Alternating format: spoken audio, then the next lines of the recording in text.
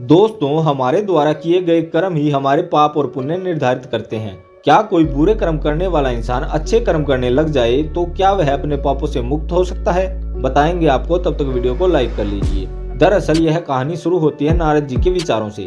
नारद जी धरती पर रहने वाले लोगों को देखते हुए स्वर्ग में विचरण कर रहे थे। धरती पर रहने वाले लोगों के कर्म को देखकर नारद जी के मन में कर्मों के फल और पापों के दंड को लेकर विचार आए। अपने यह विचार लेकर वह ब्रह्मा जी के पास जाते हैं और ब्रह्मा जी से पूछते हैं, हे ब्रह्मा जी, यदि बुरे कर्म करने वाला इंसान अच्छे कर्म करने लग जाए तो क्या वह अपने पापों से मुक्त हो सकता है? क्या वह अपने पापों से मिलने वाली सजा से बच सकता है? तब ब्रह्मा जी नारद जी के सवालों का जवाब देते हुए कहते हैं कि हाँ भी और ना भी। हाँ का मतलब यह है कि अगर कोई इंसान अपने किए गए पापों से मुक्ति पाना चाहता है तो उसके लिए निस्वार्थ भाव से अपनाया गया दान, पुण्य, धर्म और भक्ति का रास्ता सबसे उत्तम होता है। अगर इंसान दिल से अपने पापों का पश्चाताप करते हुए निस्वार्थ भाव से दान, पुण्य, धर्म और भक्ति का रास्ता अपनाता है तो वह उस जन्म में अपने मिलने वाले पापों के दंड से मुक्त हो सकता है। इससे उस इंसान के किए गए पापों की सजा कुछ कम जरूर हो जाएगी, लेकिन पापों का दंड तो जीवन काल में भोगना ही पड़ेगा। किंतु कुछ जघन्य अपराध यानी घोर पाप ऐसे होते हैं जिनका दंड शारीरिक एवं मानसिक रूप से न सिर्फ इस जन्म में बल्कि आने वाले एक या कई जन्मों तक भोगने पड़ते हैं। यानी इंसान के कर्म कभी पीछा नहीं छोड़ते। तो ऐसे में अगर इंसान दिल से अपने पापों का पश्चाताप करते हुए निस्वार्थ भाव से दान,